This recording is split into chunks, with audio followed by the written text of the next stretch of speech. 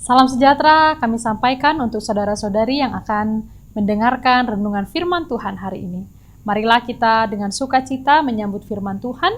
Terlebih dahulu kita mempersiapkan hati dan pikiran kita menenangkan diri kita bersatu dalam doa. Kasih karunia dan damai sejahtera dari Allah Bapa Tuhan kita dan dari anaknya Tuhan Yesus Kristus menyertai kamu sekalian. Amin.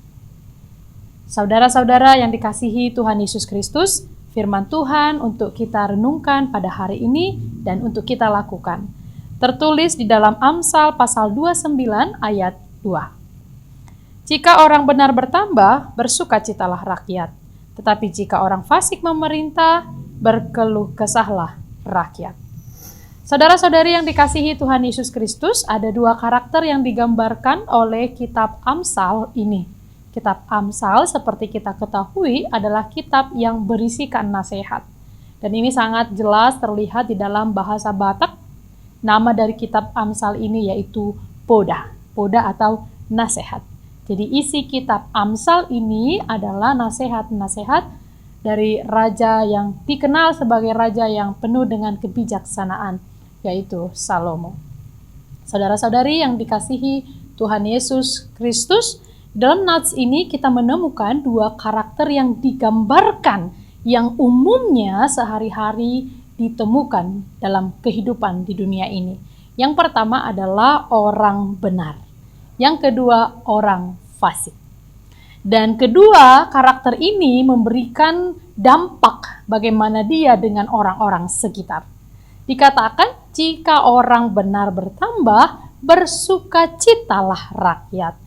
Tetapi jika orang fasik memerintah, berkeluh kesahlah rakyat. Artinya orang benar kehadirannya selalu memberikan sukacita, selalu memberikan kegembiraan, memberikan kehangatan.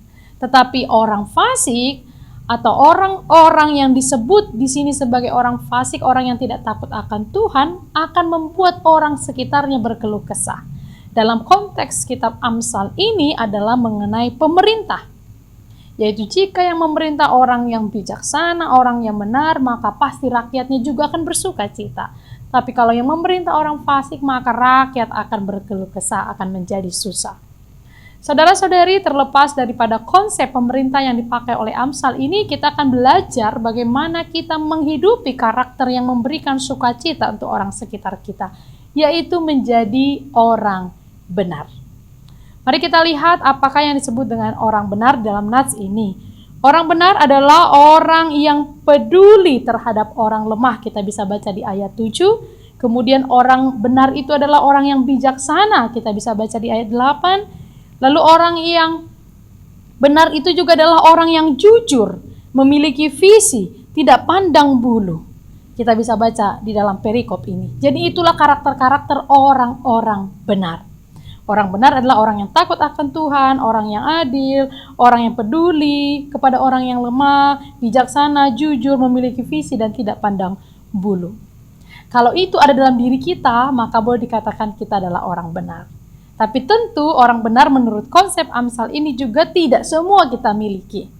Di dalam keutuhan isi Alkitab dikatakan orang benar sebenarnya adalah orang yang mengakui kesalahannya di hadapan Tuhan, yang mengakui juga dosanya di hadapan Tuhan. Jadi kalau orang-orang menyatakan dirinya orang benar, dia harus memiliki sifat atau karakter bersedia mengakui dosa-dosa yang dia lakukan kepada Tuhan. Lalu seperti apakah orang fasik yang disebut di dalam nats ini? Orang fasik menurut Alkitab adalah mereka yang berdosa namun tidak mau mengakui dosanya. Orang fasik adalah orang yang tidak beriman. Orang fasik adalah orang yang menyukai kejahatan. Orang fasik adalah orang yang selalu melakukan penindasan, ketidakadilan, enggan mematuhi firman Tuhan. Dan tentu orang fasik ini akan mendatangkan keresahan, membuat orang-orang di sekitarnya tidak nyaman. Kalau dia menjadi pemimpin, maka orang-orang yang dipimpinnya menjadi tidak nyaman. Inilah orang fasik. Saudara-saudari dalam Kristus Yesus, kita hari ini diperhadapkan pada dua pilihan. Apakah kita mau menjadi orang yang benar atau menjadi orang fasik?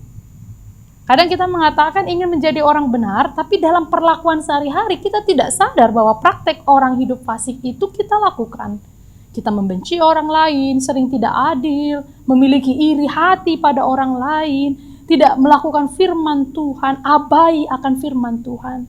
Maka hari ini kita disegarkan kembali, kita ini harus menjadi orang benar, supaya kalau kita hadir mendatangkan sukacita untuk orang lain, kalau kita memimpin dalam sebuah organisasi atau dalam sebuah pemerintahan atau dalam sebuah perusahaan, maka orang yang kita pimpin juga bersukacita.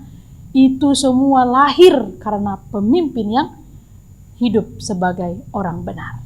Hari ini, marilah kita menjadi orang benar. Sebagai ibu, sebagai ayah, sebagai anak di rumah tangga, di tempat bekerja, dimanapun kita berada. Jadilah orang benar yang takut akan Tuhan, cinta kepada orang lemah, melakukan kehendak Tuhan, melakukan apa yang Tuhan perintahkan, dan kita melakukan kejujuran kepada orang-orang di sekitar kita, terlebih ke hadapan Tuhan. Jadilah orang benar, jauhilah kefasikan. Tuhan Yesus memberkati. Amin. Marilah kita berdoa. Terima kasih Bapa dalam kerajaan surga untuk firman-Mu yang indah yang sudah kami dengarkan. Kami percaya bahwa Roh Kudus akan menguatkan kami untuk melakukannya. Kami mohon tuntunan Roh Kudus-Mu Tuhan menyertai kami, mengingatkan kami untuk senantiasa melakukan kehendak Tuhan. Bapa dalam kerajaan surga, saat ini kami bersyukur untuk setiap firman yang kami dengarkan. Biarlah Tuhan kami dikuatkan menjalani hari-hari yang Tuhan berikan kepada kami di tahun 2023 ini. Kami berserah kepada Tuhan, dan untuk saudara-saudara kami yang sedang bergumul, berbeban berat, Tuhan berikan pertolongan. Yang sedang sakit, Tuhan jamahlah mereka, berikan mereka kesembuhan. Terpujilah nama-Mu ya Tuhan Allah yang maha baik. Dalam Kristus Yesus kami berdoa dan mengucap syukur. Anugerah dari Tuhan kita Yesus Kristus, kasih setia dari Allah Bapa, dan persekutuan dengan Roh Kudus menyertai kamu sekalian. Amin. Selamat beraktivitas saudara-saudari yang dikasihi Tuhan Yesus Kristus, tetap semangat dan berpengharapan kepada Tuhan. Tuhan Yesus memberkati.